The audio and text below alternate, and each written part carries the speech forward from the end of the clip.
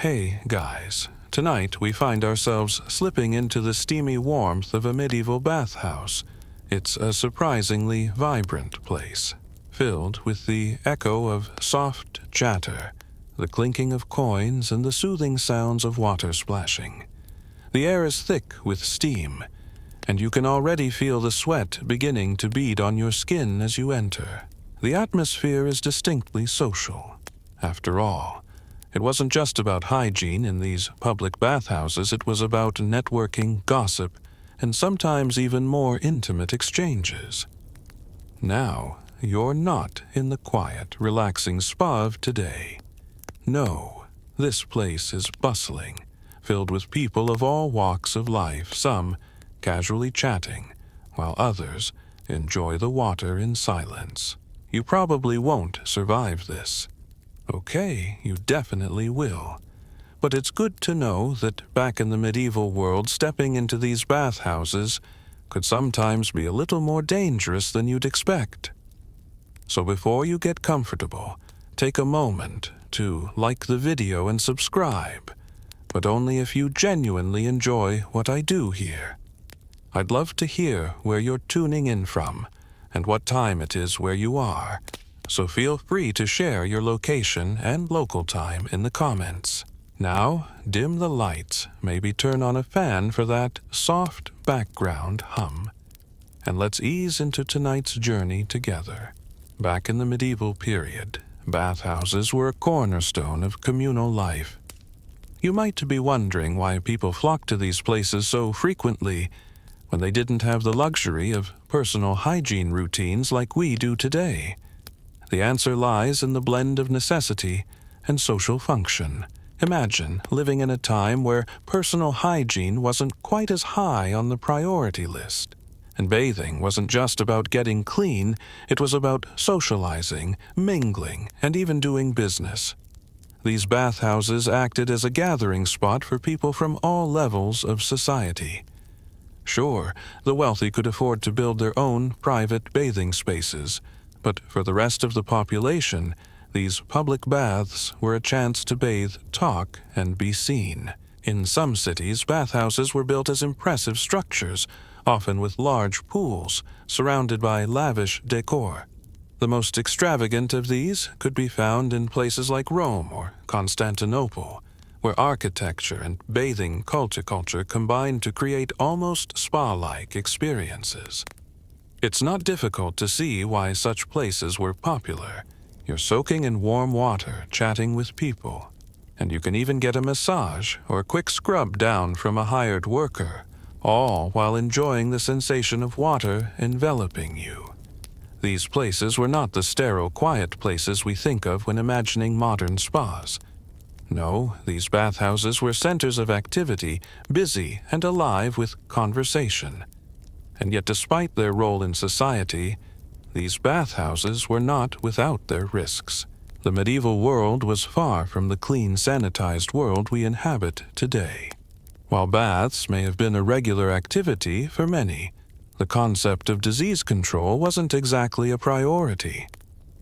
Diseases, both deadly and contagious, could spread easily in these humid, crowded spaces. To make matters worse, the lack of understanding of hygiene meant that many bathhouses didn't have the best sanitation standards. Some would reuse water, especially in the busier bathhouses, meaning your leisurely soak was shared by a long line of bathers. Still, the bathhouse was an undeniable part of medieval culture. Bathing wasn't just a functional activity. It was about connecting with people, about sharing news, gossip, and sometimes even making business deals. It was a place where the social and the personal merged in unexpected ways. So, as you relax into the steam of the bathhouse, think of how the space isn't just a place of cleansing, it's a place of connection, a vital hub for medieval life. As you settle deeper into the warm waters, the steam thickens around you and you begin to notice the various rituals unfolding. Medieval bathhouses weren't just about the luxury of hot water. They operated on a strict series of stages and processes. Each phase of the experience was meticulously structured, almost like a little ceremony. You're not just going for a quick dip. This is a multi-stage process, almost like a mini ritual for your body and your social status. First, there's the undressing stage. You slip out of your clothes, joining the crowd of bathers, all of whom are in the same vulnerable state.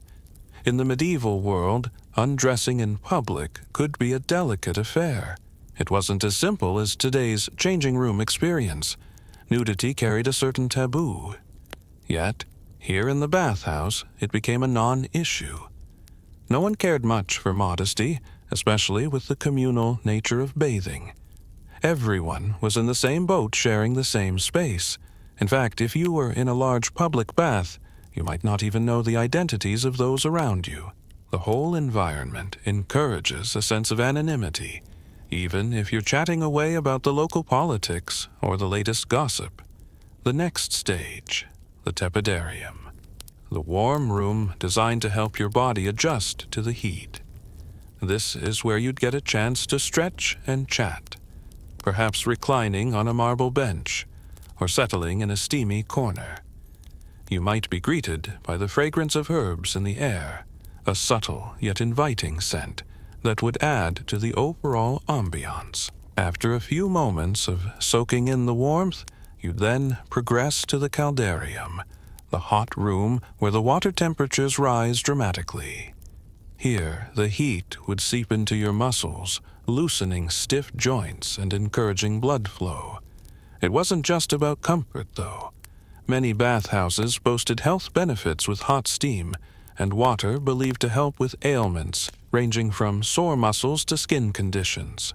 Historians still argue whether the therapeutic qualities of these baths were ever really effective, or whether it was just the placebo effect working its magic. But regardless of their medicinal value, the hot water served a social function. You could mingle with others while the steam wrapped around you, and the exchange of news gossip and sometimes business deals was as much a part of the experience as the bathing itself. The hot room was a place for connections, both personal and professional. But there's more to this bathhouse routine. After the caldarium, you take a turn in the frigidarium, the cold room where icy water would shock your body back to life. This was often followed by a trip to the strigal area, where attendants would scrape the dirt and oil from your body. This tool, the strigal, was a curved metal instrument used to exfoliate and cleanse. It wasn't exactly a relaxing experience, but it was certainly effective, leaving you feeling fresh and clean. It's fascinating to think about the precision and thought that went into these stages. You weren't just visiting the bathhouse for a quick cleanup. This was a journey, a carefully designed process that took you through the warm embrace of the tepidarium, the intense heat of the caldarium, the icy shock of the frigidarium, and finally the cleansing ritual of the strigal. Each step played a role in not only keeping your body clean, but also in shaping your experience as part of a larger social network. But it wasn't just the water and rituals that made bathhouses unique. The very structure of these spaces told you something about the society that built them.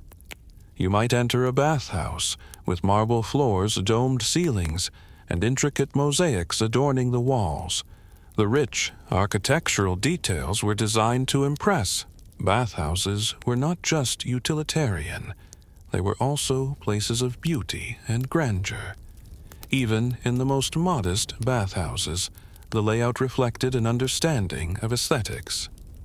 The rooms were designed to promote relaxation and calm, making the bathing experience one of both physical and mental rejuvenation.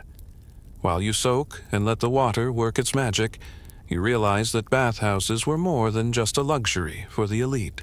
They were democratizing spaces open to a wide spectrum of people, from the wealthiest noble to the humble merchant. That's part of what made the bathhouse so special, its egalitarian nature. You could be soaking next to a senator or a peasant. And while your social rank might be different in that space, everyone was treated the same. This accessibility, however, didn't come without its complexities. For example, when a bathhouse was busy, the rich often had the advantage able to pay extra for private rooms or better access to the best parts of the bathhouse. Still, for the most part, these places were hubs for anyone who wanted to wash, relax, and connect. And there's something else, too. The sense of community within the bathhouse is palpable. The idea of people coming together, breaking down barriers of class and wealth, is a reminder of how bathhouses served as more than just hygiene centers. They were social spaces that fostered the exchange of ideas, stories, and connections. It wasn't just the physical cleansing of the body that took place. It was the spiritual and emotional cleansing, as well as you shared the same air, the same water, and the same moments with strangers, who for a brief period became your companions in a journey of shared humanity. The steaming water settles around you as you begin to notice something interesting. This wasn't just about personal hygiene or relaxation. In fact, the humble bathhouse, with all its socializing and cleansing, had a deep, sometimes surprising connection to politics. Yes, politics. You see, in medieval times, the bathhouse was more than just a place for cleaning your body. It was a location where political alliances were formed and power dynamics were at play often, in ways that would make your modern sanitized world blush. Think about it. These public baths were a melting pot of people. You could find all manner of individuals, politicians, merchants, soldiers, and scholars. What better way to connect with people than in a relaxed, vulnerable setting like the bathhouse? The very nature of the bathhouse as a communal space encouraged conversations and interactions that might otherwise never have taken place. Politicians in particular used the bathhouse as a way to network. It wasn't uncommon for a key political figure to invite a fellow nobleman or even a rival into the bathhouse to discuss matters of state, negotiate treaties, or broker deals. And here's the catch: the relaxed, almost casual atmosphere created a unique environment where people might let their guards down. Historians still argue whether these bathhouse meetings were as effective as they were portrayed in stories. But one thing's for sure: the bathhouse was a place where power plays were made often, under the cover of steam and conversation. It's not hard to imagine a nobleman in a bath casually talking about local politics, while beneath the surface, every word is carefully weighed and calculated for future advantage. Let's dig deeper into the strange mix of political and social interactions that these bathhouses fostered. A key element in this system was the use of bathhouses for informal diplomacy. When powerful figures from different factions or regions met, the bathhouse provided a neutral ground, one where neither side had an obvious advantage. The walls of the bathhouse were filled with whispering conversations, deals sealed over warm water, and rumors exchanged under the cover of steam. These negotiations often involved trade agreements, military alliances, or even marriages that would unite powerful families. Take, for example, the medieval royal court. Kings, queens, and their entourages would often bathe together or meet in the bathhouse. It was in these steamy, humid environments that subtle power shifts could be orchestrated. Imagine the intrigues that could happen in such a space, with courtiers and advisors working behind the scenes to influence decisions. Bathhouses were not just places to unwind. They were political arenas where alliances were cemented and rivalries were stoked. Of course, there's a darker side to this political landscape. While alliances were formed, betrayal could also take root in the steam-filled air. A well-timed word, a casual promise made under the cover of water, could shift the political landscape in unexpected ways. Backstabbing, too, could be an occupational hazard in the bathhouse. If you happen to be in the wrong place at the wrong time, a whispered conversation in the corner of the bathhouse could lead to your downfall. Sometimes what was said in the bathhouse had far-reaching consequences, and those who frequented these spaces had to be careful of who they spoke to and what they said. Even with all this high-stakes political intrigue, there were lighter, more humorous aspects of bathhouse politics. Not everything was about power plays and negotiations. Some people were simply there to make new contacts or discuss matters of mutual interest. Bathhouses, in a sense, were early versions of the lobbying spaces we might think of today, places where people came together to discuss their needs, desires, and objectives in a relaxed atmosphere. You could go to the bathhouse to unwind, but also to catch up on the latest gossip, make a new connection, or even settle a minor dispute. They were a fascinating fusion of relaxation, business, and social interaction, all wrapped up in the same steamy package. When you look at the role of bathhouses in politics, it's clear that they were more than just leisure spots. They were essential parts of medieval life, shaping the relationships that guided kingdoms, cities, and nations. In fact, political figures often relied on bathhouses for more than just a social space. They were a venue for making decisions that could alter the course of history. Imagine being in one of these bathhouses, listening in on a conversation between two powerful nobles, or catching the whispered details of a diplomatic mission being discussed in hushed tones. It wasn't just hot water that made these spaces so influential. It was the very human connections that they allowed to form connections that could echo across borders and centuries. While the power dynamics of the medieval bathhouse might seem a little strange by today's standards, they were essential to the functioning of society. And while you relax in your own comfortable modern bath, it's hard not to wonder, could politics in the medieval world have unfolded in the same way? If it weren't for these spaces where politics and personal hygiene mixed so seamlessly, as you continue soaking in the warmth of the medieval bathhouse, something else begins to catch your attention. The bathhouse isn't just a place for physical relaxation and political intrigue. It's also a hub for health fads and sometimes bizarre treatments that will leave you scratching your head. While you're here enjoying the steam, you'll notice that some bathhouses had attendants, doctors, or even charlatans offering up all sorts of remedies for what ails you. And in medieval times, let's just say the idea of health was, well, a bit more adventurous than it is today. You're not just here to relax in the warm water. Oh, no. There's much more going on beneath the surface. People would line up, waiting for their turn, not just to bathe, but to try various treatments that were believed to heal all kinds of ailments. You might find a practitioner offering everything from herbal infusions to bloodletting, and in some cases treatments that were, let's just say, somewhat questionable by today's standards. Let's start with the basics. The idea of using heat and water to heal is as old as time, and bathhouses were thought to be powerful places for curing ailments. Some bathhouses offered therapeutic waters infused with herbs like lavender, rosemary, or even more exotic plants.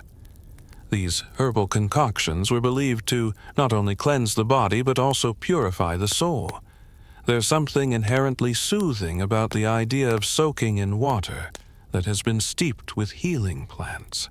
The idea was that the oils from the herbs would seep into your skin, offering relief from everything from sore muscles to respiratory issues. While the science behind these treatments may be iffy, at best, there's no denying that many people of the time truly believed in their healing powers. But it doesn't stop there.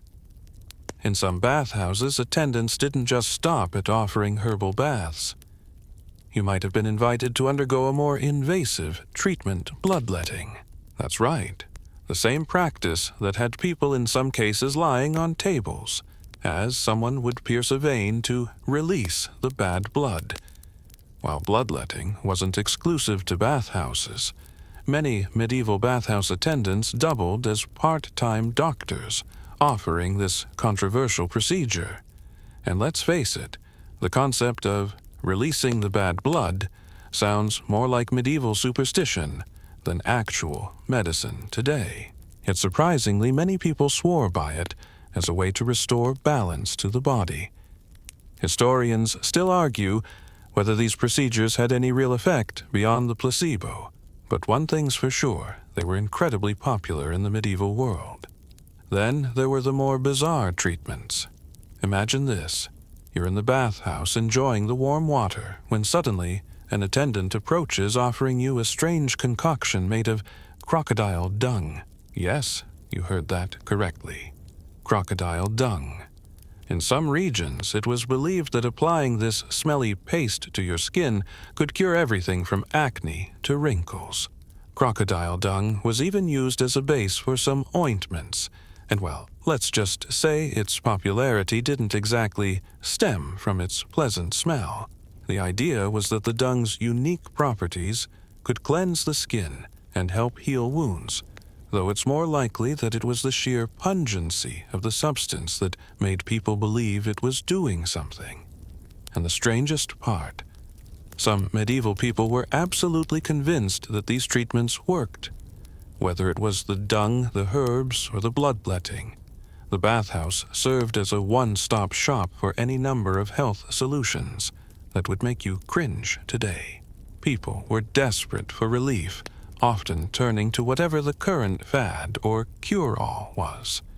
Today, we might roll our eyes at these bizarre remedies, but in the medieval world they were taken seriously, especially when traditional medicine was still in its infancy and superstitions ran rampant.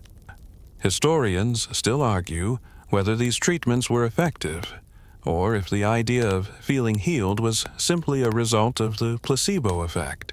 But the strange mix of medical treatments offered in medieval bathhouses is a fascinating glimpse into how people in this era approached health. The bathhouse wasn't just a spa. It was a hub of medieval medicine where doctors, herbalists, and even quacks practiced their craft. It's a wonder that anyone survived these treatments, but somehow they did. The bathhouse as a health center wasn't limited to strange potions or bloodletting. Many bathhouses also offered massages, scrubs, and other skin treatments. The attendants were skilled in the art of massage, using various oils and techniques to help relax the muscles. While this might sound familiar to modern-day spa treatments, these medieval massages often went much deeper, quite literally. Some were intended to break up muscle knots and relieve joint pain, while others were used to increase circulation or improve overall body function. Think of it as the medieval equivalent of a deep tissue massage. Despite all of the quirky treatments and sometimes dubious practices, medieval bathhouses did offer something that we might still seek today: stress relief. Soaking in hot water, getting a massage, or even chatting with a friendly stranger while relaxing in the warm, humid air provided a kind of mental and emotional healing that transcended any dubious medical practices. People came to these bathhouses not just to treat their physical ailments, but to unwind, connect with others, and enjoy a moment of escape from the pressures of their daily lives. While it's easy to laugh at some of the odd remedies that were practiced in medieval bathhouses, it's also a reminder of how much we rely on our own health fads today. We might not use crocodile dung, thankfully, but we do have our own trends, whether it's detox teas, miracle creams, or the latest fitness craze. The medieval bathhouse, with its bizarre mix of healing practices, shows that people have always been on the lookout for ways to improve their health, and sometimes they'll go to great lengths to find a solution. So next time you step into a modern spa or take a long soak in your own bathtub, remember that the ancient practice of bathing wasn't just about cleaning up. It was about searching for something deeper, something that connected the body and the mind and sometimes even the soul. As the warmth of the water envelops you and the steam rises around you like a soft cloud, it's easy to let your mind wander to something that might surprise you. The communal nature of the medieval bathhouse. You may be tempted to think of it as a quiet personal experience, but that would be missing a huge part of its function. In fact, these bathhouses were some of the busiest social spaces of the medieval world. They were more like modern-day coffee shops or social clubs, places where people didn't just bathe, but gathered, socialized, and shared their lives. It wasn't just about getting clean, it was about community. Imagine, for a moment, that you're sitting in the warm waters of the bath, listening to the chatter all around you. People are gossiping, discussing business, and swapping stories. Everyone is in the same boat literally and figuratively. It doesn't matter whether you're a peasant or noble. Once you're in the bath, everyone is on the same level. The walls of the bathhouse create a kind of shared intimacy, a space where social divisions could temporarily be set aside. Even though bathhouses were often segregated by class, there were still ways that people from different walks of life could mingle. Some bathhouses had designated hours or sections for different social classes, while others were a free-for-all where everyone shared the same space. In the medieval world, personal space was a luxury most people didn't have. Everyone lived in close quarters, and that sense of closeness extended to the bathhouse.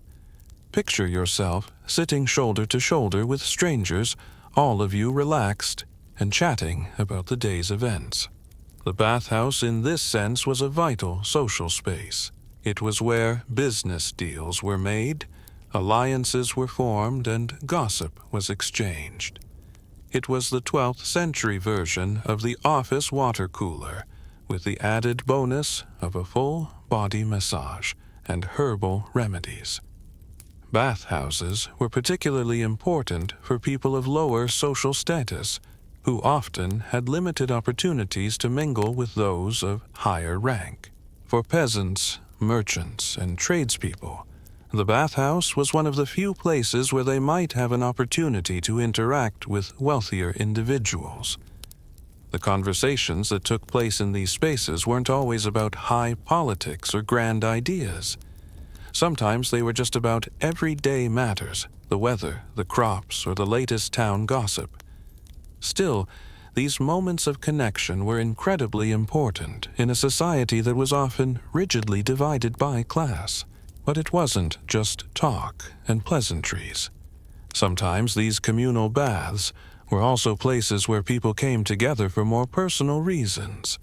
It's not difficult to imagine that relationships, both romantic and familial, could bloom in the intimate shared space of the bathhouse. In a time when arranged marriages were the norm, bathhouses might serve as a place where young people could meet, flirt, and in some cases even begin the early stages of courtship. It wasn't all business or politics. There was plenty of room for more personal connections as well. Historians still argue whether romantic relationships were more likely to start in the bathhouse, given the relaxed social environment, or whether people were more inclined to stay within their social circles.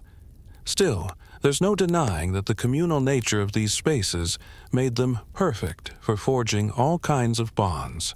And let's not forget that while medieval bathhouses might sound like a casual place to meet people, they were also quite often hotbeds for gossip. Imagine yourself lounging in the warm waters, listening to all sorts of rumors swirling around you. People in the medieval world loved their gossip, and the bathhouse was a prime location for it. Bathers would exchange news and tell tales of everything from royal intrigues to the latest happenings in town. The more you think about it, the more it makes sense in a place where everyone was relaxed and the barriers between people were momentarily lowered. Gossip naturally flourished. Even though medieval society had its fair share of secrets, the bathhouse was a space where those secrets could spill over, where information could be traded like currency. But there was another, darker side to the communal nature of the bathhouse. As you settle back and imagine the scene, you might also begin to think about how crowded it could get. Imagine the heat, the steam, and the smell of dozens, maybe hundreds of people packed into one space.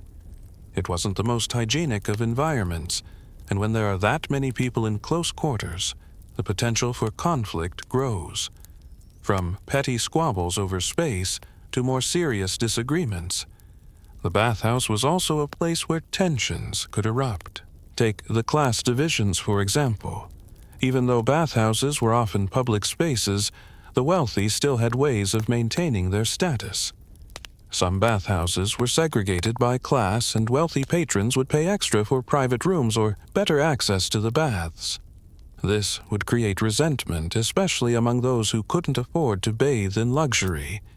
The communal space could easily become a place where class tensions boiled over. People from different social classes might clash in the steam, and those with more money could sometimes exert their influence in less than subtle ways. Despite all this, the bathhouse was still a space that allowed people to come together. It's hard to overstate how important that sense of community was in a world that was often defined by divisions. The bathhouse served as a social equalizer of sorts, a place where the rules of society could be temporarily relaxed. It wasn't perfect, of course, nothing ever is, but it provided a much-needed outlet for people to interact across social boundaries. The next time you step into your own bath or spa, take a moment to reflect on the long history of communal bathing. It's not just about water and steam, it's about connection. For the people of the medieval world, the bathhouse was an essential part of life, where the mundane and the extraordinary met. In these steam-filled spaces, people came together to relax, to heal, and to share in the common experience of being human. Now, as the water continues to soothe your muscles, you might start to wonder how clean were these medieval bathhouses really. You've probably heard the stories, seen the exaggerated portrayals in movies, or maybe even read about the dangers lurking in the bathhouse. While it may seem like a relaxing therapeutic space, the reality of medieval hygiene was, well, a bit different from our modern expectations. Bathhouses weren't exactly the cleanest places in the world, and the concept of hygiene itself was rather fluid in the medieval period. This wasn't the sterile, sanitized spa environment you might imagine. No, these places were often crowded, sometimes chaotic, and filled with as much grime as they were with steam. First of all, let's set the scene. Imagine the bathhouse is packed with people. The heat is almost unbearable, but it's worth it as your muscles loosen and relax in the warm water. But you can't help but notice the murky water that everyone is soaking in. It's not exactly crystal clear, and the idea of sanitation seems a bit distant. The fact is, in medieval times, people had a different understanding of cleanliness, and water in particular wasn't treated the way we think of it today. While you may be soaking in what feels like luxury, it's important to remember that the bathhouse water was often reused over and over again, sometimes by hundreds of people in a single day. This wasn't the worst of it, though. The water, as you might expect, was a breeding ground for bacteria and parasites. The crowded nature of the bathhouse meant that germs spread quickly, and the close proximity of people only made matters worse. Historians still debate whether medieval bathhouses were responsible for spreading disease, or if they were simply a reflection of a time when people had little understanding of germs or sanitation. However, it's clear that these bathhouses weren't the kind of clean, pristine spaces you might expect. In fact, some modern scholars argue that the practice of public bathing itself, especially in these crowded, unsanitary conditions, contributed to the spread of diseases such as typhoid, cholera, and other waterborne illnesses. In many places, the water wasn't changed often enough to keep it fresh. You'd probably feel pretty uncomfortable if you knew that the water you were soaking in had been used by hundreds of people before you. That's why some medieval bathhouses employed attendants whose job it was to stir the water and mix in herbal concoctions in an attempt to mask the odor and improve the water's quality. Unfortunately, that didn't exactly solve the issue of hygiene. But here's something fascinating. The idea of clean was very different back then. People of the medieval period didn't necessarily associate cleanliness with the absence of germs. Instead, they saw cleanliness as more of a spiritual or social concept. Bathing for many was seen as a way to purify the body and soul. While modern people might balk at the idea of sharing water with so many others, medieval bathers would have been far more focused on the communal and therapeutic aspects of the experience rather than the health risks. One important distinction to note is that the medieval understanding of cleanliness wasn't all linked to the idea of sterility or germ-free spaces. While medieval people did bathe regularly, it wasn't in the same way we do today. They believed that bathing in hot water, especially when combined with herbs and oils, was enough to cleanse the body of impurities. This was a world where water itself was seen as a kind of remedy, a means of removing physical and even moral impurities. The concept of soap was just beginning to develop in medieval Europe, and while people did use various natural substances like ash or animal fat to scrub their skin, the soap we know today wasn't part of the equation. And even though the bathhouse wasn't as clean as we might like to imagine, it did play an important role in the medieval understanding of hygiene. In fact, public bathhouses were often the only places where people could bathe at all, in a time when private bathing spaces were rare, and many homes didn't even have a proper bathroom. The public bathhouse became a necessity. People who lived in crowded conditions, often without running water or access to any other form of cleanliness, relied on the bathhouse for their basic hygiene needs. It wasn't about luxury, it was about survival. For many, the bathhouse was the only place where they could wash off the grime and sweat of daily life.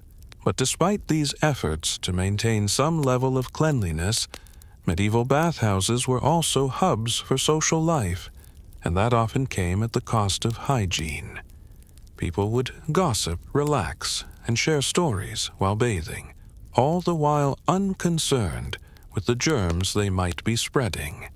The very nature of communal bathing in such crowded conditions almost ensured that disease would spread quickly if an infected person entered the water. However, the bathhouse was not without its defenders. Many people in the medieval world continued to see the bathhouse as a vital part of society. Even religious leaders who often looked down on the bathhouse as a place of sin or indulgence could recognize its health benefits. Some church leaders even acknowledged that bathing had therapeutic properties, though they also warned about the dangers of excess and indulgence. It was a time of conflicting attitudes toward cleanliness, health, and even morality. Historians still argue about the exact role of medieval bathhouses in the spread of disease. Some believe that the lack of sanitation contributed significantly to the high mortality rates of the time, while others argue that it was the general poor living conditions, rather than the bathhouses themselves, that were the primary cause of illness. What we do know for sure is that the bathhouse, despite its lack of modern hygiene standards, was still a central part of medieval life, both as a social hub and as a place of health and healing. As you sit back and soak, it's clear that medieval bathhouses were far more than just places to wash off the dirt of the day. They were vital spaces for community, for health, albeit in ways that may seem strange to us, and for a complex understanding of cleanliness. And while modern spas and bathhouses might have better sanitation standards, the medieval bathhouse holds a certain charm. It was a place where people came together to relax, heal, and sometimes just take a break from the hard realities of life. Despite all the risks, it was a vital part of the medieval experience, one that continues to fascinate us today. You might be wondering, as you float in the warmth of the medieval bath, how exactly religion and religious leaders played into the world of public baths. It's a bit of a sticky subject, to be honest, because during medieval times, religion and bathing didn't always mix well. At first glance, you might not think there's much of a connection between holy figures and steam rooms. After all, when you think of the church, you probably imagine solemn prayer and the peace of sacred spaces, not the hedonistic steams of a public bathhouse. But as you might expect, things were far more complicated. As you dip deeper into the bath, you're not just sitting in warm water. You're sitting in a space that for centuries was the subject of moral debates, theological discussions, and in some cases, outright condemnation. You see, medieval religious authorities had a complicated relationship with public bathhouses. On one hand, they recognized the practical benefits of bathing. After all, keeping clean was important, even if it wasn't for the reasons we'd expect. Bathing had health benefits, and even the church couldn't deny that. But on the other hand, the very nature of communal bathing, where men and women mingled and physical nakedness was the norm, made religious leaders uneasy. The very concept of public baths was linked in their minds to temptation, sin, and debauchery. At the heart of this religious tension was the idea of modesty and chastity. To many religious authorities, the idea of exposing oneself in front of others, even in the name of cleanliness, was a dangerous temptation.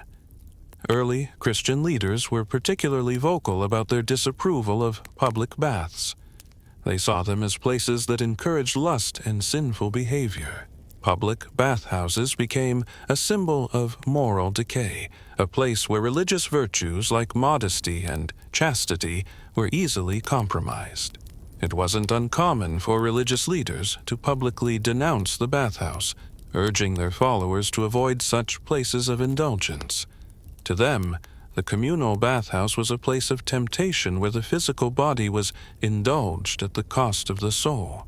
Historians still argue whether religious condemnation of the bathhouse was based purely on moral concerns, or whether it had a more practical reason behind it. The church's influence over daily life was immense during medieval times, and anything that strayed from church teachings was often seen as dangerous. Public bathhouses, where people stripped down and mingled freely, became a symbol of excess and the disregard for spiritual purity. Bathhouses, in this sense, were not just places for relaxation. They were seen as spaces that could lead people astray from their faith. But not all religious leaders were so harsh. Some clergy were more pragmatic, seeing the value of public baths in maintaining physical health and hygiene. In fact, during certain periods, the church itself had a more lenient stance on bathing. Bathhouses were sometimes even built near monasteries, where monks would bathe and wash themselves as part of their daily routines. The church may have had its reservations about the social activities that went on in public bathhouses, but it couldn't deny that bathing was a necessary activity for health. These church-affiliated bathhouses were often smaller and more private, offering a more controlled environment for those who needed them. However, by the 14th and 15th centuries, the church's relationship with the public bathhouse took a decidedly more negative turn. During this time, the spread of the Black Death and the general decline of public health led many to associate bathhouses with disease.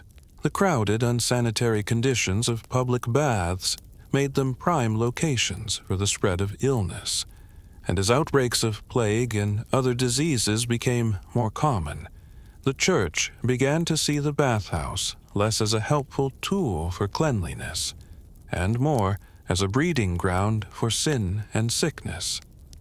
It was during this period that the bathhouse fell out of favor, as both religious and secular authorities began to distance themselves from the practice of communal bathing.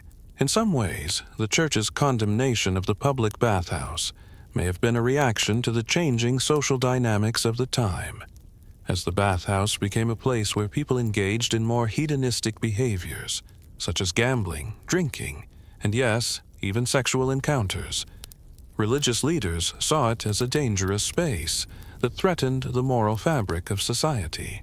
Bathhouses had become in their eyes a kind of den of iniquity, where the boundaries between the sacred and the profane were blurred. In fact, in many parts of Europe, public bathhouses were eventually banned or severely restricted by the Church.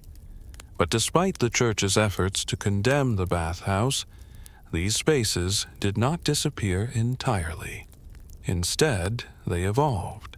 With the rise of private bathing and the decline of the public bathhouse, many bathhouses were either abandoned or repurposed for other uses.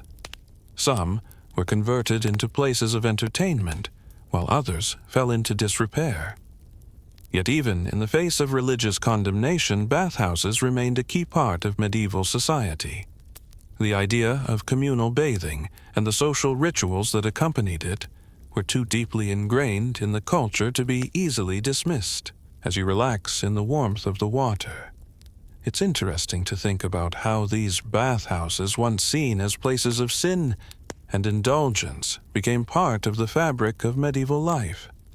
Despite the Church's efforts to shut them down, bathhouses remained popular, and people continued to frequent them for their health benefits, social opportunities, and sense of relaxation. The Church's battle with the bathhouse was just another chapter in the complex history of how society grappled with the balance between physical indulgence and spiritual purity. Today, public baths might seem like harmless places to unwind, but in the medieval period they were a source of moral, political, and social tension. And while we may not see the same struggles today, the legacy of medieval bathhouses lives on in the many spas, health clubs, and wellness centers that continue to serve as communal spaces for people to relax, heal, and connect. As the steam swirls around you and the quiet murmurs of other bathers fill the air, it's easy to forget that despite all the therapeutic benefits and social opportunities, the medieval bathhouse had its darker side. This was a place of indulgence, relaxation, and healing, yes, but also a place where scandal could lurk just beneath the surface. With so many people crowded together in one small space, it was inevitable that things would sometimes get a little out of hand. That's right. Medieval bathhouses were often hotbeds for scandal, from illicit affairs to political intrigue and everything in between. Picture this. You're in the bath, the steam rising thick and warm, when suddenly a hushed conversation catches your attention. You know that in the world of medieval bathhouses, the boundaries between the sacred and the profane were often blurred. One of the most significant scandals to erupt from medieval bathhouses was not surprisingly sexual in nature. Bathhouses, due to their communal nature, became places where people often of opposite sexes mingle in close quarters, something that was seen as improper by the more conservative elements of medieval society. And yet, while the Church and the moral authorities decried this mingling, it didn't stop people from engaging in affairs, flirting, or even indulging in more intimate activities. While public displays of affection may seem like a harmless part of social interaction today, in the medieval period, it could be a source of scandal. Remember, this was a time when public morality was tightly controlled by religious doctrine. The very act of bathing together was considered by some to be immoral, and it wasn't uncommon for certain groups, especially the clergy, to accuse bathhouses of fostering immorality and vice. Yet despite the efforts of religious authorities, bathhouses remained a space where desires could be indulged away from prying eyes. One of the most famous examples of scandal in medieval bathhouses involves the infamous King Henry VIII of England. While his political maneuvering and marriages are well documented, there are also rumors of his indulgences in bathhouse affairs. Some historians have suggested that Henry, like many other medieval monarchs, used these public spaces not only for relaxation and networking, but also as a venue for more clandestine encounters. The allure of the bathhouse, with its relaxed atmosphere and anonymity, made it an ideal setting for secret liaisons, and Henry, like many rulers, was rumored to have indulged in them regularly. While there's no definitive proof of such activities, the stories certainly hint at the kinds of scandal that could unfold in these steamy environments. But it wasn't just royalty and nobles who found themselves caught up in scandalous behavior. Common folk too often found themselves in the midst of questionable activities. As we've already established, the bathhouse was a space where social barriers were momentarily lowered. For the peasants and tradespeople, the bathhouse could serve as an opportunity to let loose gossip or engage in activities they wouldn't dare consider in public. This was a place where you could see and be seen, where relationships could be forged or destroyed with just a look, a gesture, or a whispered word. Historians still argue whether these bathhouse scandals were as rampant as they are often portrayed. Some scholars suggest that the bathhouse was a place where genuine romance and flirtation took place, while others believe that more explicit encounters were commonplace. Either way, what is undeniable is that the bathhouse was a venue for what might be considered less than saintly behavior, making it a hotbed for scandal in medieval society. Another dark aspect of the medieval bathhouse was its potential role in crime. While it might seem surprising, the bathhouse also attracted shady characters and criminals, especially during times when bathhouses were poorly regulated. The lack of oversight in these crowded, steamy environments created opportunities for theft, fraud, and even violence. Picture this: you're soaking in the warmth, unaware that a thief is eyeing your possessions, or that a heated argument between bathers is about to turn into something more sinister. In an environment where people let down their guard, the bathhouse was a prime location for opportunistic criminals. Take, for example, the case of pickpockets in medieval bathhouses. The very act of stripping down to enter the bath meant that your valuables were left behind, often in a communal area where it was difficult to keep track of them. Thieves knew that a quick swipe of a purse or a ring could go unnoticed in the crowded, humid atmosphere of the bath, and with little to no security, it was difficult for the average bather to protect their belongings. These crimes were often minor, but they contributed to the sense that while the bathhouse was a place of relaxation and community, it was also a space where mischief and criminal activity could thrive. Violence, too, wasn't uncommon in the bathhouse. Disputes between bathers, whether over personal space accusations of flirting or a disagreement about social matters, could quickly escalate. There are reports from medieval Europe of fights breaking out in bathhouses, often in response to perceived slights. After all, when you're in such close quarters, tempers can flare quickly. While some of these fights may have been harmless, others were far more dangerous, with people using the bathhouse as a space to air grievances that would have been unacceptable in public. The lack of regulation and the crowded, steamy conditions meant that tensions ran high, and just like any other public space, violence was a real risk. Despite the scandals, crime, and occasional violence, the bathhouse was still a vital part of medieval life. Even though it was a breeding ground for gossip, illicit affairs, and criminal activity, the bathhouse remained a central hub for social interaction and connection. People still went there to relax, to bathe, and to mingle with others, often turning a blind eye to the less savory aspects of these spaces. The bathhouse was a paradox, a place of both purification and moral transgression, where the line between relaxation and scandal was sometimes difficult to draw. So, as you soak in the warmth of your own bath, it's worth considering the darker side of these ancient bathhouses. Behind the steam and the socializing scandal crime and moral debates simmered just beneath the surface. Yet despite these flaws, the bathhouse remained an essential part of the medieval world, a space where people came together both for the good and the bad in the name of health community, and occasionally mischief. As the steam rises and the water gently laps around you, the bathhouse seems like a place of peaceful relaxation. However, the bustling, multi-layered society of medieval Europe reveals another facet of the bathhouse, the stark reality of class distinctions. The bathhouse wasn't just a place to clean up after a long day.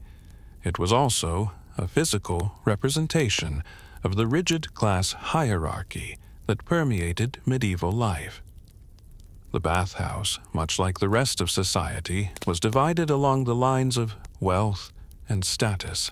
While the idea of a communal bath might suggest a certain equality among bathers, the reality was that not everyone shared the same experience within those steam-filled walls. As you settle further into the warmth, think about the different types of bathhouses that existed. Some were large, lavish public bathhouses, built with opulent materials and designed to impress those who could afford the luxury of a bath. These bathhouses were often reserved for the wealthy, the elite of society, and their experience would have been quite different from that of the common folk. Think of marble floors, elegant columns, and the soft sound of music, or the chatter of the rich discussing politics or business. The wealthy bathhouses often featured private rooms where patrons could bathe in more solitude and comfort, perhaps even with attendants who were there to scrub them down or massage their tired muscles. You could imagine a wealthy nobleman or merchant reclining on a plush bench, his servants at his side, as the attendants poured scented oils into the water to enhance the luxury of the experience. This was the world of privilege within the bathhouse, and it was far removed from the experiences of the poor. Historians still argue whether these private bathhouses were the norm or simply the exception. However, what is clear is that wealth played a significant role in determining the quality of the bathhouse experience. Wealthy patrons often had access to the best water, the finest materials, and the most experienced attendants. These private spaces were exclusive, offering not just a bath, but a chance to indulge in a different kind of social experience. And so, in some cases, there might even have been opportunities for personal business meetings or clandestine conversations, all taking place in the intimate atmosphere of a luxury bathhouse. On the other side of this divide were the commoners, whose experience of the bathhouse was often far more basic, if not downright uncomfortable. For the majority of the population, especially peasants, the bathhouse was a public facility that was shared with hundreds of others. The water was often reused, and the spaces were crowded and noisy. There was little privacy, if any, and personal comfort was a luxury that most couldn't afford. For commoners, the bathhouse was simply a place to get clean, but even then, it was often more of a chore than a pleasure. If you were a peasant, you'd likely be waiting in long lines to get a turn in the communal tubs, which were often shared by dozens of other people. The water, though warm, might not be as clean as you would like, and the whole experience would likely be less about relaxation and more about necessity. But even in these lower-class bathhouses, there were distinctions. The water might be dirty, the space crowded and the air thick with steam, but there was still a social dynamic at play. The poorest bathhouses still featured some level of segregation, with men and women bathing at different times or, at the very least, in separate sections. For the common folk, a visit to the bathhouse was as much about survival and hygiene as it was about maintaining a sense of order within society. While the upper classes could afford more comfort, the lower classes had to make do with whatever space was available. Still, even within the crowded, uncomfortable conditions, the bathhouse served an important role.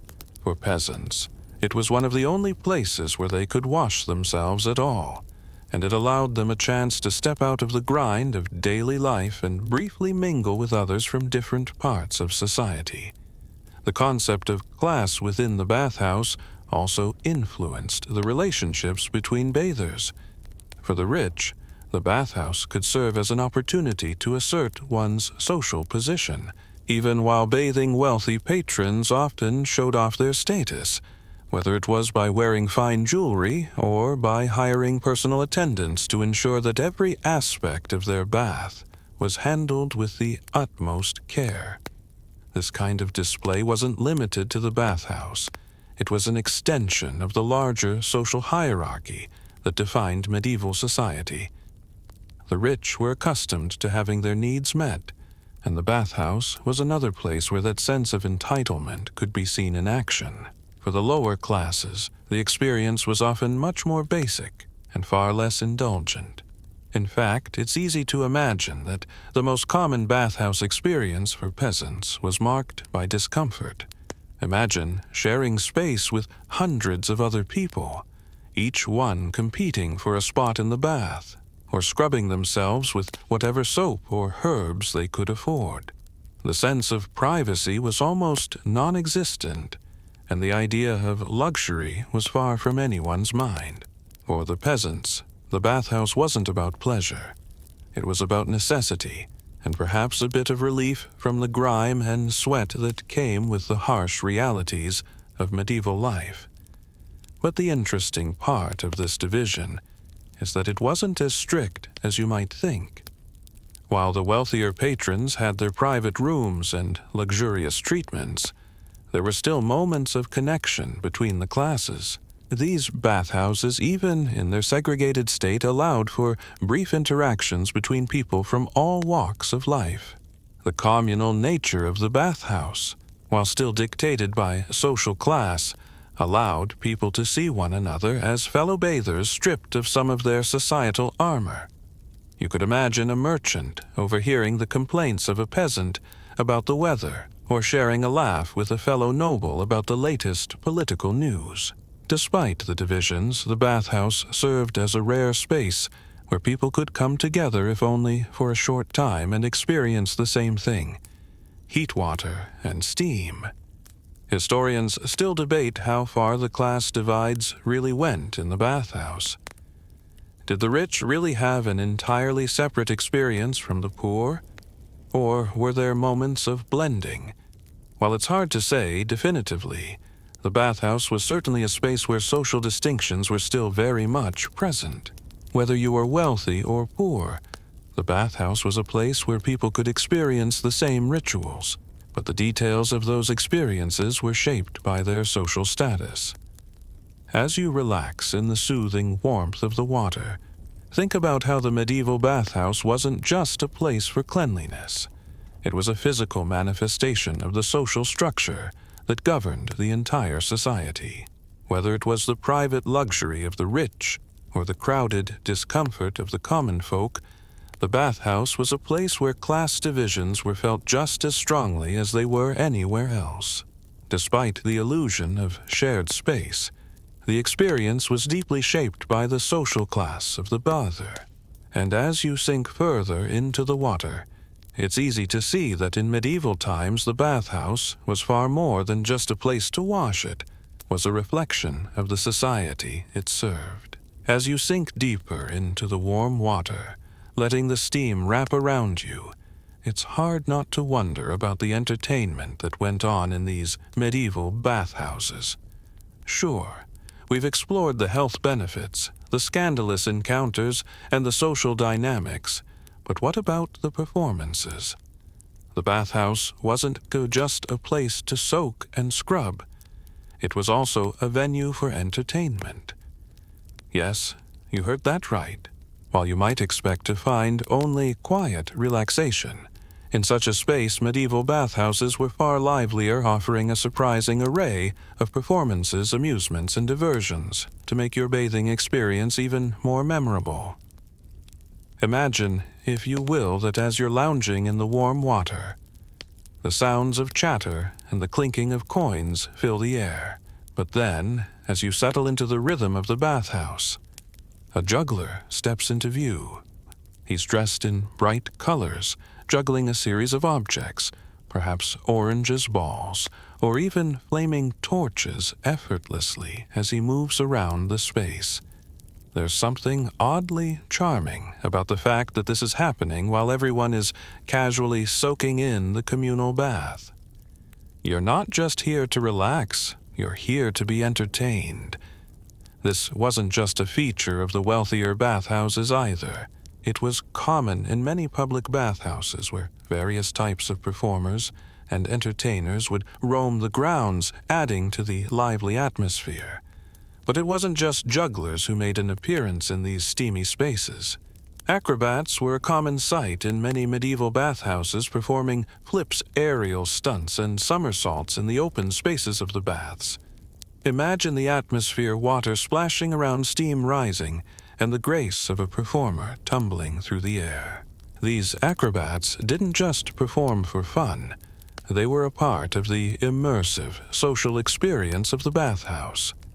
Just as you might expect to hear a street musician in the town square, you could count on a performer or two in the bathhouse to add some entertainment to your soak. Some bathhouses even employed professional entertainers who performed on a regular basis, offering something more than just a chance to wash away the grime of the day.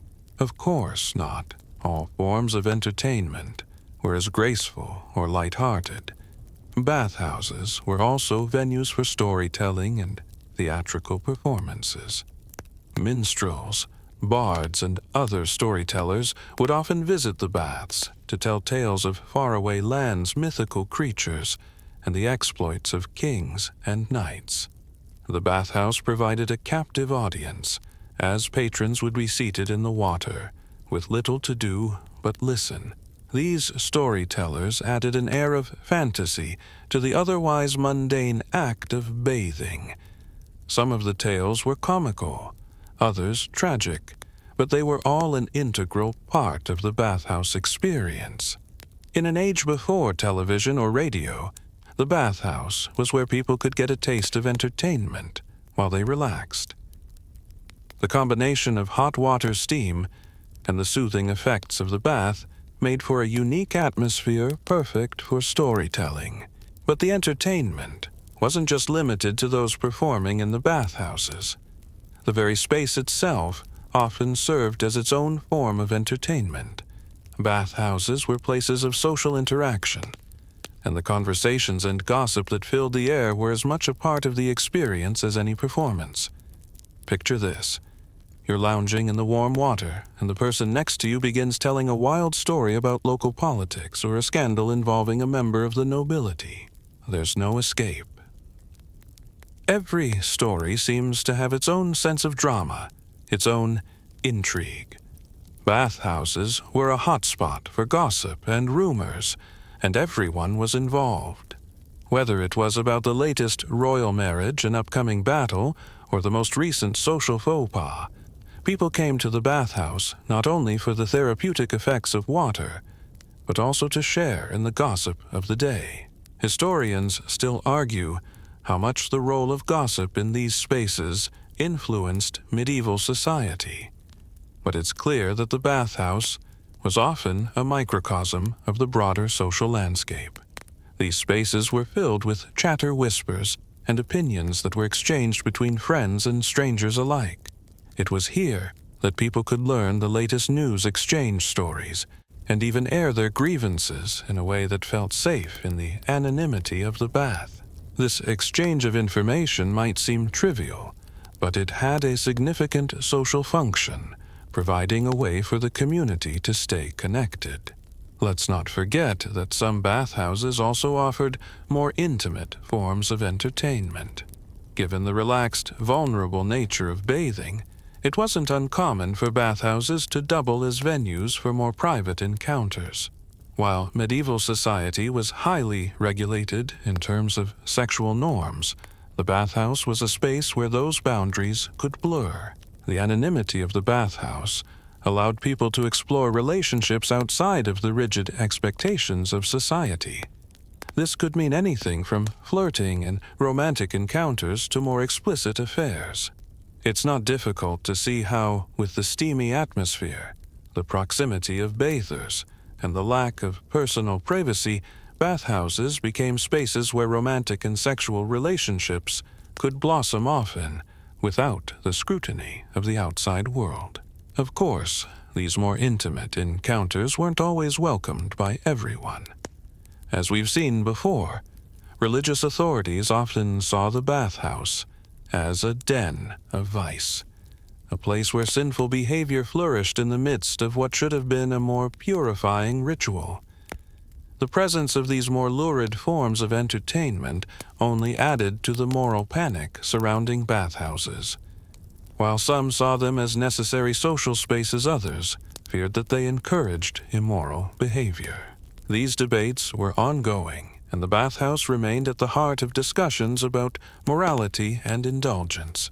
Despite the presence of scandal and the occasional taboo-breaking behavior, the bathhouse remained an essential part of medieval life. It was a place where relaxation, entertainment, and socializing came together. The combination of bathhouse treatments, performances, gossip, and sometimes more intimate encounters made it a space that was as much about social life as it was about physical cleansing.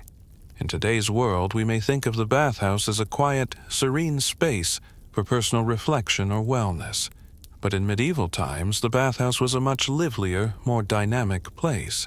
It was a venue for social connection, a stage for performances, and for many a space for both personal and public indulgence. So, as you relax in the steam, think about how these bathhouses were the center of entertainment and social activity. A world of performance, gossip, and private indulgence, all wrapped up in the heat of the water. As you ease back into the warmth of the water, the steamy ambiance of the medieval bathhouse begins to feel almost serene. Yet, there's an underlying awareness of the dangers that lurk beneath the surface. While these bathhouses were places of community, entertainment, and health, they were also breeding grounds for diseases, and the presence of bacteria and illness was a constant threat. The idea of public health, especially in the medieval world, was a very different thing than we know today. As you relax, it's hard not to imagine how something so seemingly innocent as a communal bath could inadvertently become a hotspot for the spread of deadly diseases. These bathhouses were known to be some of the most unsanitary spaces of medieval life, and surprisingly, they played a central role in the transmission of infectious diseases. For the average person in the medieval period, the concept of hygiene was very rudimentary. While it's true that people used water to cleanse themselves, their understanding of sanitation was primitive at best. Medieval Europe had little to no understanding of bacteria, viruses, or pathogens, and public bathhouses where hundreds of people bathed in the same water were the perfect environment for diseases to spread.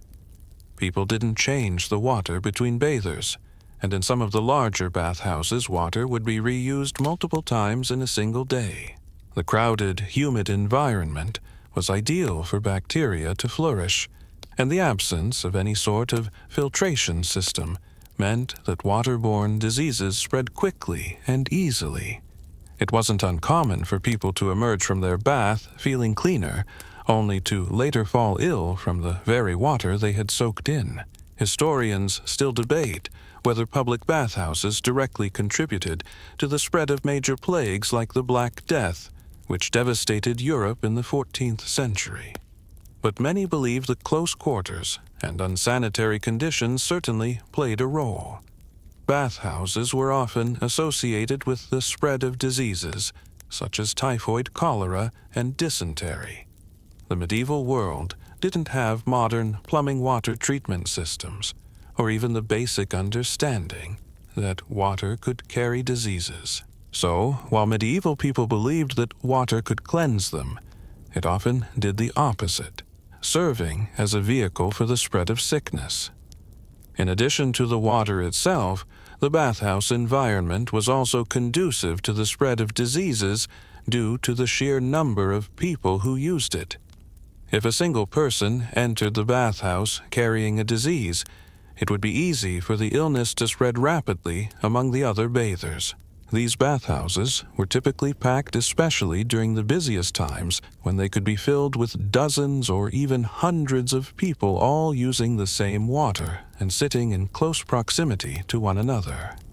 There was little or no privacy in the bathhouse, and that sense of openness, while valuable for social interaction, also made it an ideal breeding ground for germs. Aside from the diseases spread through the water, there were also other dangers lurking in the bathhouse. You see, the medieval bathhouse was often a place where people were stripped of their clothing and personal space, which made it easy for criminals to take advantage of the situation. Pickpockets, thieves, and con artists saw the bathhouse as a prime opportunity to take advantage of bathers who were distracted by the experience, and more concerned with their own relaxation than protecting their belongings. Theft was rampant in some bathhouses, and many bathers would leave their clothes and valuables unattended while they soaked. This only added to the list of dangers that bathhouse goers faced. While waterborne diseases were a serious issue, other illnesses could also be spread through close physical contact. Think of the medieval bathhouse as a space where intimate interaction was commonplace. The sharing of the same space, even in the most basic of interactions, such as casual greetings or brushing shoulders, could lead to the spread of respiratory infections, lice, and even sexually transmitted diseases. Given that medieval bathhouses were often places where people socialized in a very intimate setting, the close physical proximity made it all too easy for people to pass germs, bacteria, and viruses on to one another. And since medieval medical knowledge was limited, it was impossible to even begin to understand the relationship between hygiene and disease transmission. To make matters worse, medieval bathhouses often served not just as a place for bathing, but also as a kind of social gathering spot with people sharing food, drink, and conversation. The socializing aspect, though beneficial for building community and fostering relationships, only added to the potential for the spread of illnesses. This combination of shared spaces, communal water, and the lack of understanding of disease transmission meant that bathhouses were essentially a perfect storm for the spread of epidemics. Historians still argue whether medieval bathhouses were directly responsible for the spread of plagues like the Black Death, but there is little doubt that the unsanitary conditions contributed to the public health crisis. The overwhelming presence of disease in these bathhouses was an unfortunate reality for many who frequented them, and the lack of hygiene practices contributed to widespread outbreaks. It's easy to see why, as the centuries wore on, many in the church and other authorities grew to view bathhouses with suspicion. The connection between bathhouses and disease was too apparent to ignore, and the medieval world began to distance itself from these communal bathing spaces. It wasn't until the rise of private baths and more modern medical knowledge that people began to realize the full extent of the dangers that bathhouses posed. With the advent of better sanitation practices and the understanding of germs, the public bathhouse gradually fell out of favor, especially in urban centers where disease outbreaks were more common. The legacy of medieval bathhouses, however, persists today in the form of modern spas and wellness centers, which thankfully operate with a much greater understanding of sanitation and health. Despite their darker side, medieval bathhouses were not entirely without merit. They were a place of healing, relaxation, and social connection, and they played an important role in the community for centuries. The very concept of communal bathing, which may seem strange to us today, served as an important part of life in medieval Europe. However, the lack of sanitation and the risk of disease meant that bathhouses were often places where the boundaries between health and illness, relaxation and risk were dangerously thin. As you soak in your own modern bath or visit a contemporary spa, it's easy to take for granted the advances we've made in understanding health sanitation and hygiene. The medieval bathhouse was a different world entirely, where the risks were just as high as the rewards. Still, for all their flaws, these bathhouses were vital parts of medieval society. Places where people came together to socialize, cleanse, and sometimes take risks in the name of relaxation. As you settle further into the warmth of the water, you might start to reflect on how the bathhouse wasn't just a space for bathing or disease, but also a prime location for the spreading of rumors and gossip. Yes, these steamy, murky waters weren't just a place for relaxation, they were a hub for whispers, secrets, and the exchange of information that might otherwise have remained hidden. If you think about it, gossip is almost as old as civilization itself, and the medieval bathhouse was no exception. In these public, steamy spaces, personal and political stories were shared, often changing the course of daily life. Picture yourself in the bath surrounded by strangers, some of whom might be high-ranking nobles, while others could be humble peasants. All of you naked, vulnerable, and fully immersed in conversation, have a shared sense of camaraderie that allows for the free exchange of information. You may not know the person beside you, but in this intimate, steamy environment, you're still part of the same social experience. And this openness created the perfect environment for rumors to flourish. It's not hard to imagine how stories could spread quickly in such a place. Medieval bathhouses were bustling centers of gossip. Everyone, it seemed, had something to say. Whether it was a rumor about the local lord, the latest political scandal, or a whispered tale about a forbidden love affair, the bathhouse was a fertile ground for these stories to take root. The beauty of gossip in the medieval bathhouse was that it wasn't just about idle chatter. It had the potential to shape perceptions, change reputations, and even affect power dynamics. One might think of gossip as trivial, but in the medieval period, it held significant weight. In a time when public opinion was crucial, especially for those in power, a rumor could be as powerful as any formal decree. For example, a whisper about a nobleman's supposed affair could damage his reputation, potentially influencing his standing in the court or his ability to govern effectively.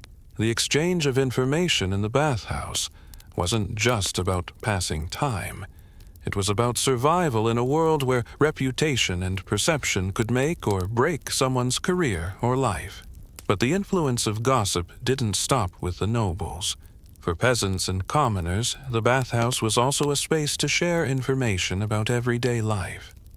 Perhaps it was a rumor about a harvest, an upcoming festival, or a piece of news that hadn't yet reached the town square.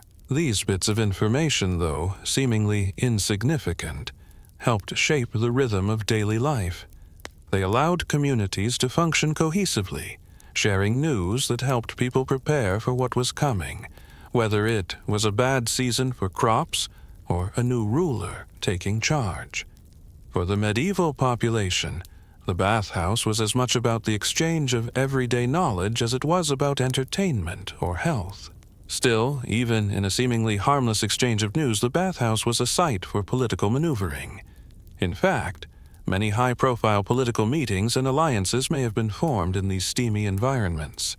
One could imagine powerful lords or influential merchants mingling with the common folk, gaining insight into local sentiments or striking deals under the guise of casual conversation. The bathhouse, by virtue of its social fluidity, was a space where different worlds intersected, and that created an environment ripe for both formal and informal negotiations. Historians still argue about the exact role that bathhouses played in medieval diplomacy, but there's no denying that these spaces of communal bathing provided an opportunity for conversations that could have far-reaching consequences. The informality of these discussions often allowed for a more honest exchange, something that would have been harder to achieve in the more formal and rigid courtrooms or political assemblies. Imagine that you're sitting there in the warm water, overhearing the whispers of someone who is just as likely to be involved in a local dispute as a royal negotiation.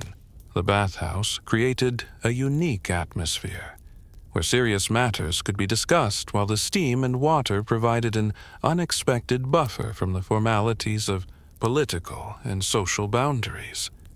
Of course, some of the gossip that circulated in these bathhouses was purely personal.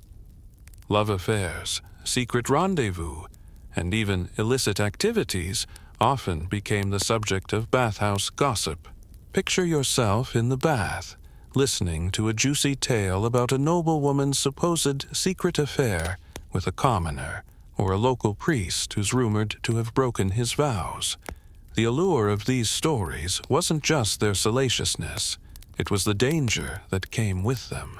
A well-timed piece of gossip could turn the social tide, propelling someone to prominence or reducing them to nothing more than a cautionary tale.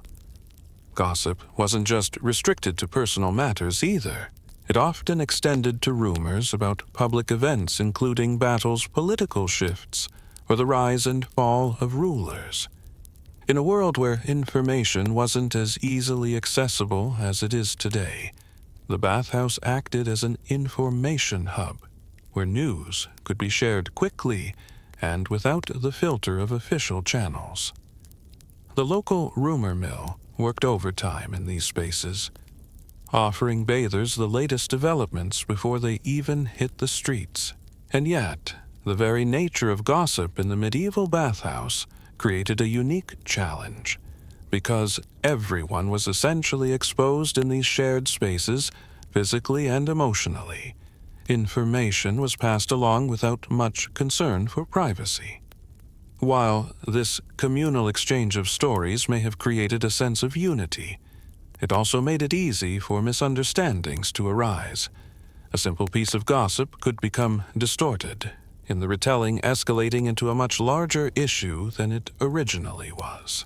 By the time it reached the ears of someone in power, a harmless conversation might have morphed into a full-blown scandal. Historians still argue whether this constant flow of information in the bathhouse had any real effect on political events, or if it was simply a more casual part of life in medieval society.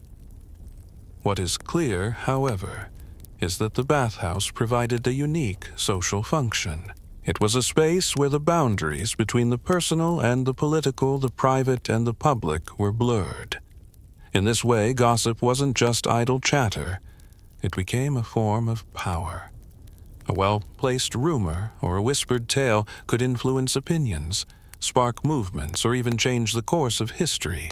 So, as you sit in the warmth, surrounded by the steam and the conversations of other bathers, take a moment to consider how this age-old space was not only about bathing or socializing, but also about the exchange of power through the stories, the rumors, and the secrets shared in the heart of the bathhouse. It was here that people both powerful and powerless came together not only to cleanse their bodies, but also to share in the communal knowledge that shaped their world. As you continue to relax in the warmth of the bath, it's easy to forget that the once thriving public bathhouses began to fade into the background as time marched forward.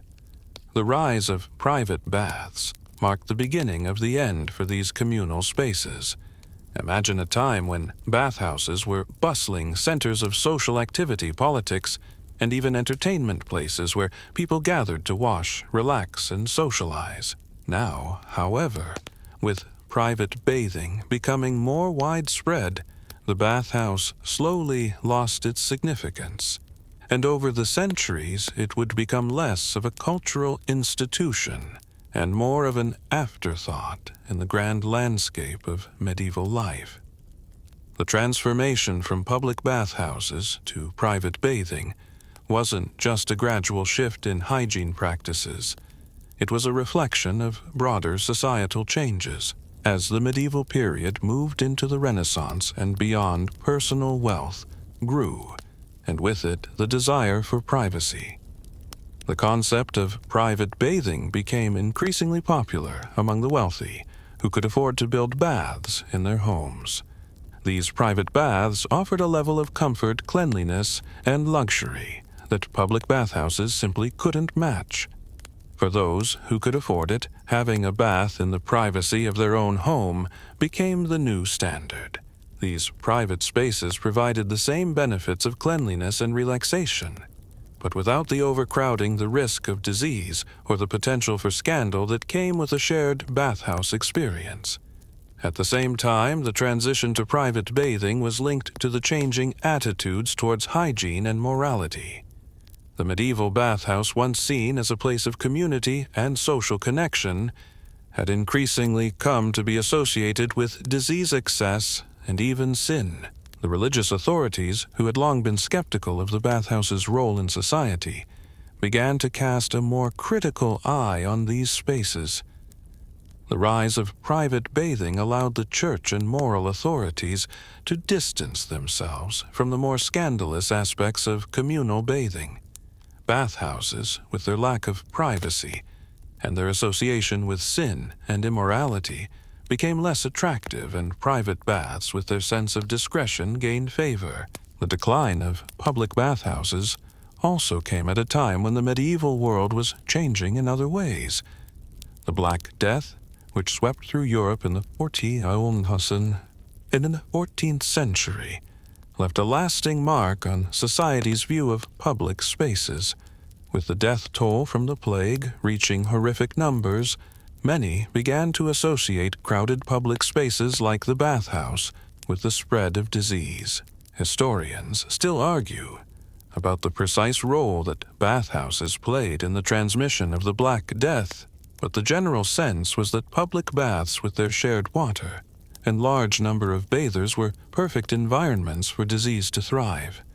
As a result, many bathhouses were closed or abandoned, and the idea of private, more hygienic spaces became more desirable. During this time, the church's influence over daily life also played a role in the decline of public bathhouses. As religion increasingly took center stage in medieval life, the emphasis on bodily purity began to shift. Bathing, which had once been seen as a communal and even spiritual activity, became associated with vanity and indulgence. The medieval church preached that true purity came from within, and the desire for external cleanliness through bathing was viewed with suspicion. The religious view of the body as a vessel for the soul took precedence, and the idea of communal bathing as a ritual of cleansing became less popular. Bathhouses, which had once been centers of social activity and religious ritual, now faced opposition from both religious authorities and public health officials. Interestingly, the decline of the bathhouse didn't lead to a complete abandonment of the practice of bathing. Instead, the focus shifted from communal bathing to more private, intimate experiences. Private bathhouses began to be built in wealthy homes, and the nobility would indulge in luxurious bathing experiences in the comfort of their own estates. These private spaces were much smaller, more hygienic, and far less social than their public counterparts. For the wealthier classes, having a bath at home became a symbol of status and refinement. These private baths were equipped with everything from scented oils to attendants, offering an experience far removed from the crowded communal baths of the past. In addition to private baths, the period also saw the rise of more specialized spa experiences, many of which focused on health benefits. Wealthy individuals would travel to famous spa towns to partake in the healing waters, and luxurious treatments offered in places like Bath in England, or the mineral baths of France and Germany. These spas combine the idea of bathing with the emerging field of medicinal treatments, and bathing became not just a leisure activity, but a health necessity. The idea of water as a therapeutic tool became more widely accepted, and the concept of taking the waters at specialized spa resorts became an integral part of the European elite's lifestyle. In some ways, the decline of the public bathhouse represented a shift from a communal shared experience to one that was more individualistic and private. The loss of the bathhouse as a social space marked the end of an era in which bathing was a communal, almost ritualistic activity. Now, bathing was seen more as a personal luxury, and those who could afford it could enjoy the privacy of their own bath. But this shift also created a new set of social dynamics. While the bathhouse had allowed people from all walks of life to mix, the rise of private baths created a divide between the wealthy and the poor. The poor no longer had easy access to the communal bath, and with the rise of personal hygiene standards, they found it increasingly difficult to maintain cleanliness in an era where running water was not the norm. It wasn't until the advent of more modern plumbing systems in the 19th and 20th centuries that public baths reappeared in any significant capacity, and even then, they were far less central to daily life than they had been in the medieval period. As you sit in your own bath or spa today, think about how the communal bathhouses of medieval Europe evolved into something more private, personal, and luxurious. The rise of private baths wasn't just a shift in the way people bathed. It reflected a broader societal change. The shift from communal to private bathing symbolized a move from the collective to the individual, from public interaction to personal space. In many ways, the decline of the medieval bathhouse marked the end of a unique cultural institution, and its disappearance led to a new understanding of bathing as a solitary personal activity.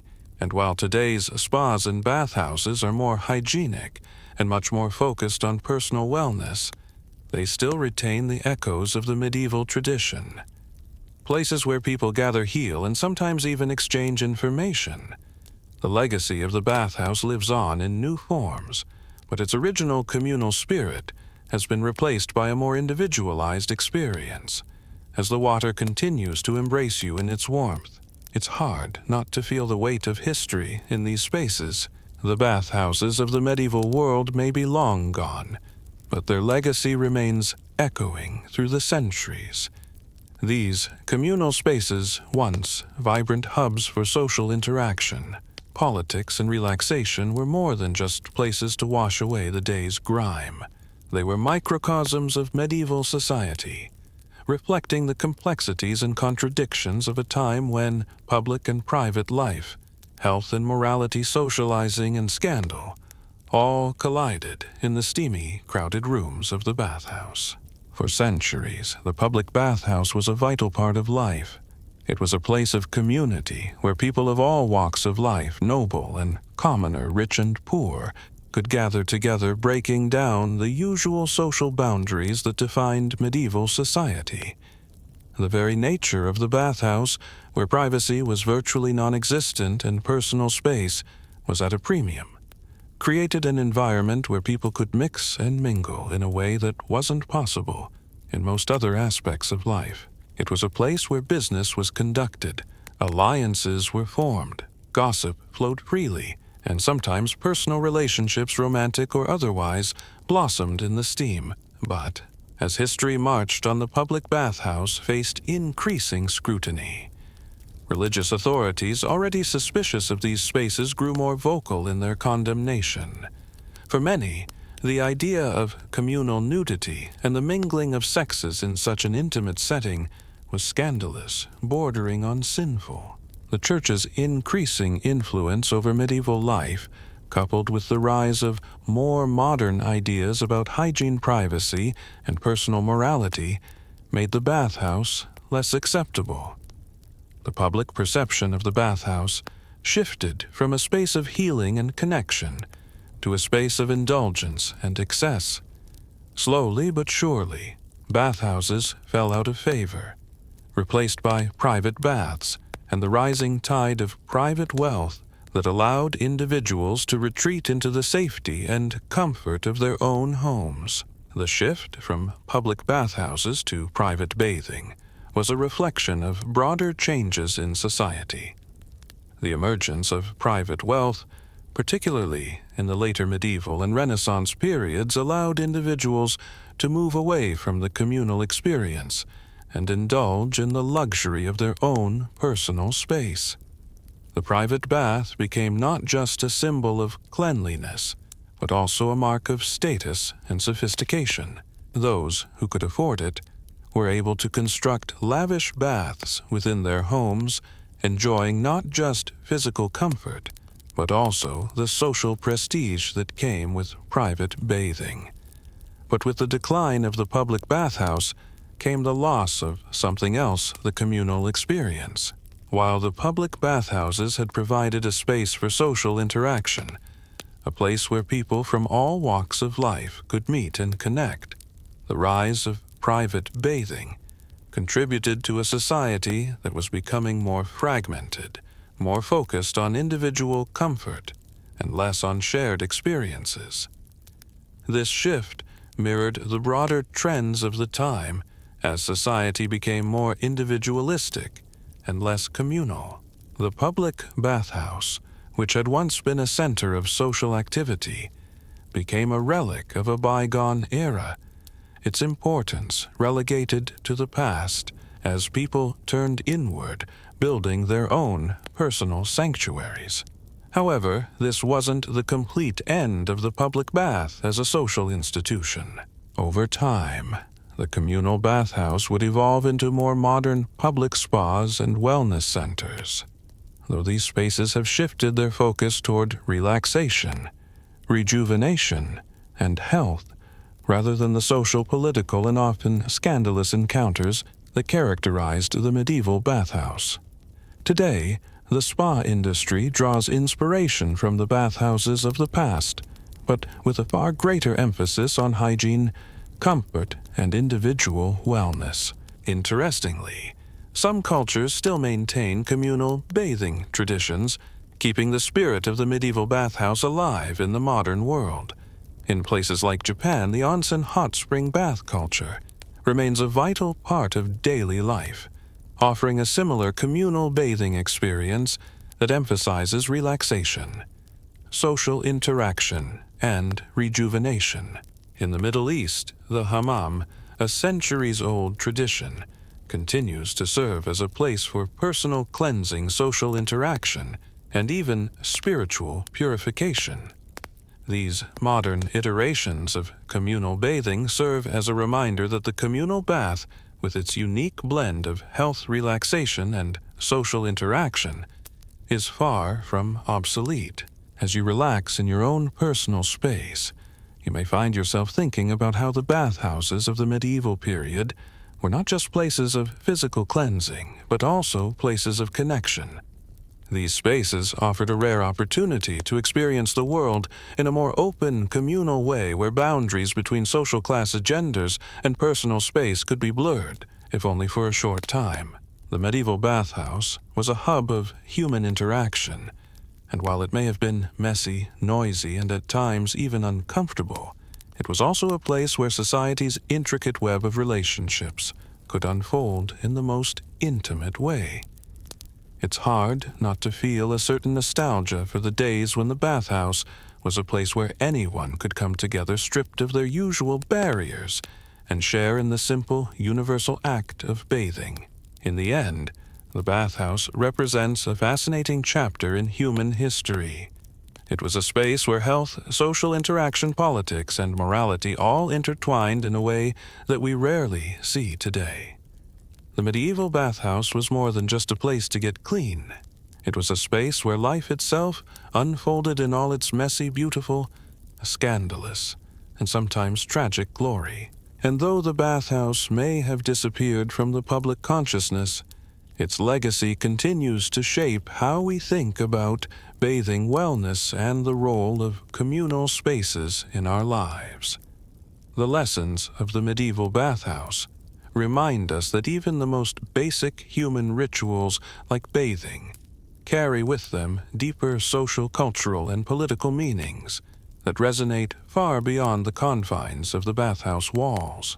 As the warmth of the water embraces you and the gentle steam fills the air, it's easy to reflect on the profound impact that medieval bathhouses had on the societies they served.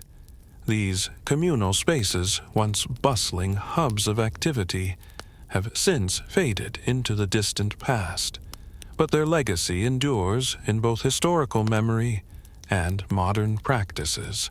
The medieval bathhouse was much more than a place for bathing. It was a cultural institution, a center of social life, and a reflection of the values, beliefs, and contradictions that shaped the medieval world. While the bathhouse may have disappeared as a central aspect of everyday life, the echoes of its influence can still be heard today. What makes the medieval bathhouse so fascinating is its multifaceted role in society. These spaces weren't just about cleanliness as we might assume today. They were complex places of connection, politics, entertainment, and sometimes even rebellion. In a world without modern plumbing or personal hygiene products, the public bathhouse became the one place where people could go to cleanse themselves, share information, relax, and at times indulge in activities that were considered taboo in other areas of society. The bathhouse served as a stage for political and personal drama, where friendships, alliances, and rivalries were made or broken in the heat of the water. It's interesting to think about the way that these bathhouses transcended mere hygiene.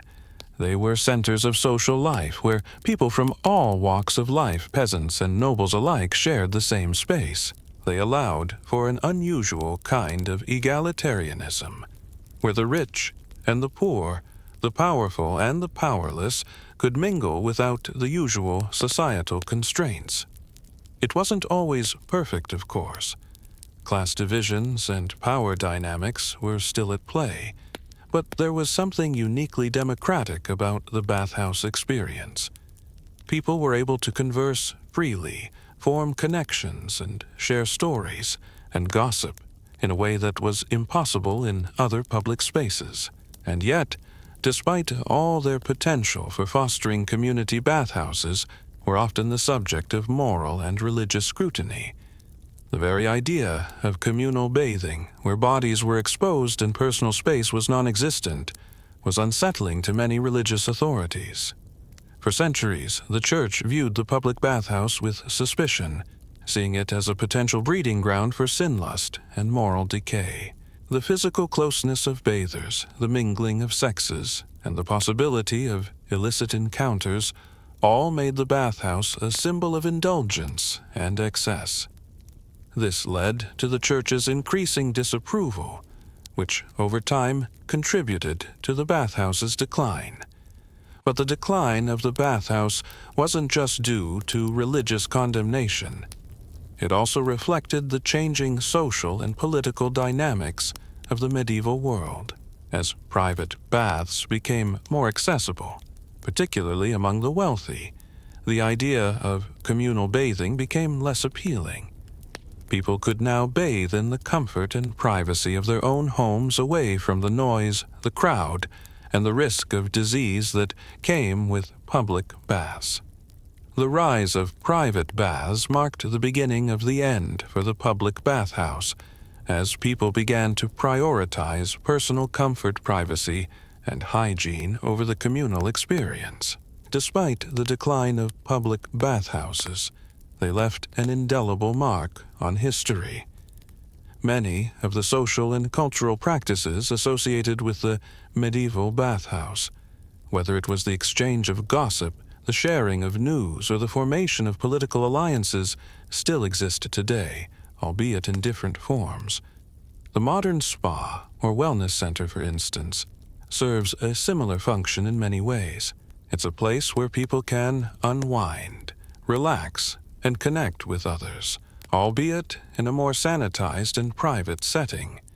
And while the bathhouse may no longer be a common social institution, the desire for human connection, relaxation, and rejuvenation remains just as strong. The legacy of the medieval bathhouse also endures in the communal bathing traditions that persist in certain cultures. In countries like Japan, the tradition of public baths has been preserved in the form of onsen hot spring baths and sento public bathhouses.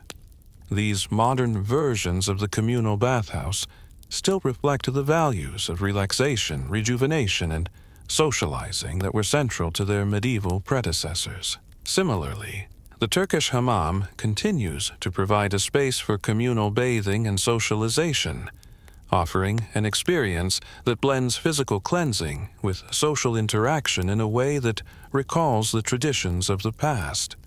But beyond the cultural and practical implications, there's something more profound to consider.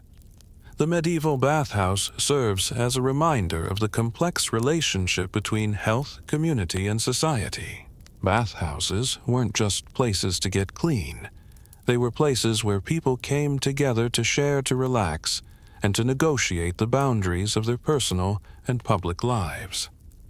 In an era without modern communication or the comforts of home, the bathhouse provided a rare space for human connection, where the walls between people were temporarily dissolved. It was a place where society in all its messy, complicated glory unfolded in its most intimate form. In many ways, the rise and fall of the medieval bathhouse mirrors the evolution of human society itself. Just as the bathhouse was once a hub of social and political activity, so too have social institutions evolved, adapted, and changed with the times. The medieval bathhouse, once central to life, has now been replaced by more private and personalized experiences. But its influence remains shaping not only the way we think about public spaces and hygiene, but also how we interact with one another, in a world that often values privacy over community. As you relax in the soft, calming warmth of your bath, it's worth thinking about how these ancient spaces of socialization and relaxation paved the way for modern practices. The medieval bathhouse, with its contradictions and complexities, offers a window into the past, a past where health, politics, society, and scandal all mixed together in the most unexpected ways. Today, the bathhouse may be gone, but its legacy endures, reminding us of the importance of human connection, shared experiences, and the simple, timeless act of taking a moment to cleanse both body and soul. As the warmth of the bath surrounds you, it's easy to let go of the thoughts and worries that come with the world outside. Picture this moment as a quiet space, a soft pause in time, where everything slows down just enough for you to breathe, to sink into calmness.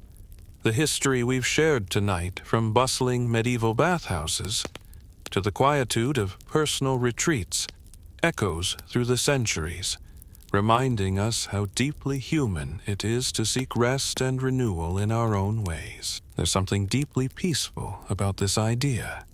The notion that the bathhouse, once a center of social interaction, shared stories, and even secretive whispers, ultimately became a symbol of comfort and connection, no matter how many centuries separate us from those days. Whether in the steam-filled rooms of the past or the quiet solitude of your own space today, the act of relaxing, cleansing, and letting go of the day's stress is timeless. Now, imagine yourself gently floating in this peaceful moment, the warmth of the water carrying away the burdens, the noise, the complexities of the world. The steam, soft and enveloping, reminds you that for now, there's no need to rush. You are here. you are at ease. You've journeyed through time, walked among the past's most curious spaces, and now you're wrapped in comfort and stillness. So, as you drift deeper into this peaceful moment, let it be a reminder that there's always room for relaxation, for quiet reflection, for the simple pleasure of taking time for yourself. Let the last traces of the day melt away, knowing that the journey, much like the bathhouse, is always there, waiting, ready to cleanse and refresh you again. Good night, and may your dreams be filled with peace.